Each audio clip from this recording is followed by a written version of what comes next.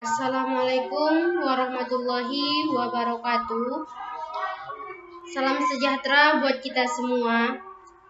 Semoga kita selalu dalam lindungan Allah Subhanahu wa taala. Baiklah, saya di sini sebagai moderator. Perkenalkan, nama saya Putri Yadina Sution, MPM 18210045. Baiklah, di sini kami akan mempresentasikan materi mata kuliah analisis kebijakan.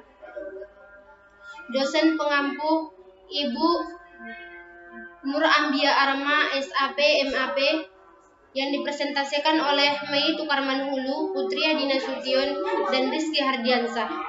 Kami dari Fakultas FISIP, Prodi Administrasi Publik, tingkat 3, semester 5, Universitas Dharma Wangsa, Medan. Semoga materi yang kami sampaikan bermanfaat buat kita semua. Selamat menyaksikan slide-slide berikutnya. Ya, halo teman-teman semua. Bagaimana kabarnya? Semoga teman-teman dalam keadaan sehat walafiat. Amin.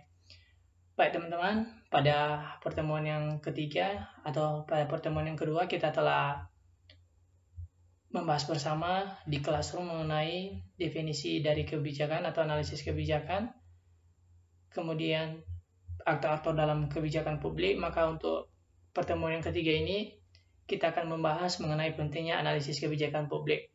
Dan terlebih dahulu, izinkan saya memperkenalkan diri. Nama saya Mei Tukarmanhulu, NPM 18210030.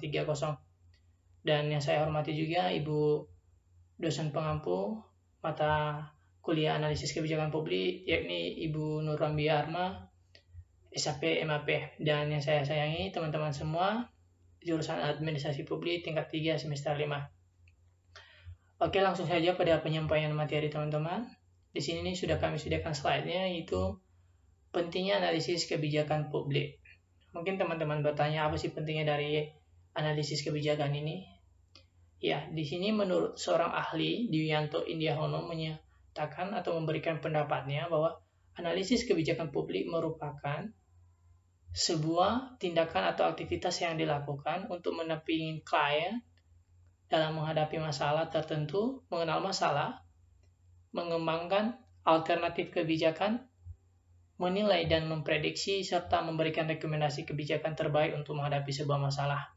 Jadi teman-teman, ini sudah jelas sekali apa sih penting analisis kebijakan publik ini, sudah diuraikan oleh Dwianto Indiahono, yakni untuk menghadapi masalah, mengenal masalah, mengembangkan alternatif kebijakan, menilai dan memprediksi, serta memberikan rekomendasi kebijakan terbaik.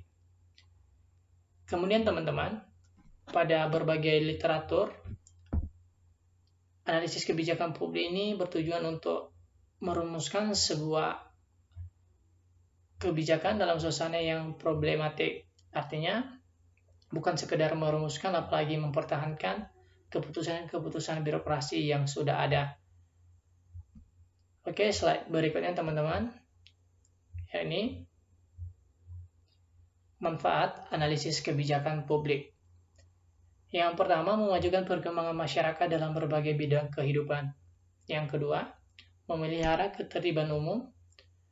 Di sini, negara sebagai stabilitator. Artinya, negaralah yang menugaskan abdi negara untuk menertibkan masyarakat atau untuk menjaga ketertiban umum di dalam negara dengan membuat kebijakan-kebijakan. Kemudian memperpadukan berbagai aktivitas masyarakat. Artinya, dengan adanya analisis kebijakan publik ini, maka kegiatan masyarakat akan menjadi lebih tertata. Kemudian, analisis kebijakan menilai dan memproduksi kebijakan. Ya, teman-teman, dalam kehidupan berbangsa dan bernegara, seringkali keadaan berubah-ubah, maka dibutuhkan yang namanya analisis kebijakan untuk menilai dan memproduksi kebijakan-kebijakan yang seyogianya diperlukan oleh masyarakat. Kemudian analisis kebijakan mengembangkan alternatif kebijakan. Misalnya saya ambil contoh, dalam keadaan yang saat ini sedang terjadinya demonstran-demonstran dalam menolak Undang-Undang Cipta Kerja.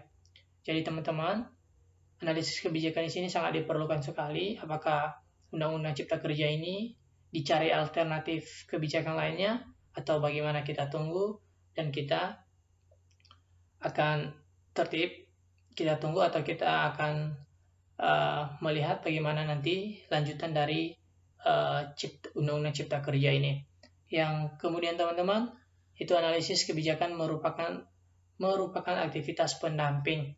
Artinya analisis kebijakan ini diperlukan sebelum pembuatan kebijakan dan sesudah juga pembuatan kebijakan. Dan mungkin itu saja yang bisa saya sampaikan melalui slide ini teman-teman. Untuk pertanyaan lebih lanjut nanti yang kurang jelas bisa teman-teman tanyakan di classroom dan kita bahas bersama. Dan apabila ada penyampaian yang kurang jelas dan yang tidak berkenan di hati teman-teman semua, saya mohon maaf. Terima kasih. Saya akan melanjutkan materi tentang contoh analisis kebijakan publik. Yang pertama itu ada dari sektor ekonomi, yang isinya itu adalah pemerintahan dalam menstabilkan perekonomian negara dengan menerapkan kebijakan moneter dan fiskal. Pelaksanaannya yaitu kedua kebijakan bangsa, sehingga analisis kebijakan publik digunakan untuk menelaah atau mengenai kebijakan-kebijakan yang diterapkan pemerintah tersebut. Terus yang kedua itu ada dari sektor pendidikan, yaitu tentang menangani masalah pandemi COVID-19. Pemerintah membuat dan memberlakukan kebijakan dalam sistem perkuliahan, dari pelaksanaan perkuliahan secara langsung kemudian diubah menjadi sistem perkuliahan daring. Baiklah, saya akan melanjutkan materi bentuk-bentuk analisis kebijakan publik. Ada 3. Yang pertama, analisis kebijakan prospektif. Analisis kebijakan di sini berupa produksi dan transformasi informasi sebelum aksi kegiatan dimulai dan diimplementasikan. Yang kedua, analisis kebijakan retrospektif merupakan analisis yang berguna sebagai pencipta dan transformasi informasi sesudah aksi kebijakan dilakukan. Yang ketiga, analisis kebijakan terintegrasi merupakan bentuk analisis kebijakan yang mengombinasikan gaya operasi para praktisi yang menaruh perhatian pada pencipta dan transformasi informasi sebelum dan sesudah tindakan kebijakan diambil. Demikian presentasi dari kami. Kalau ada tutur kata yang salah, kami minta maaf. Banyak maaf. Assalamualaikum warahmatullahi wabarakatuh.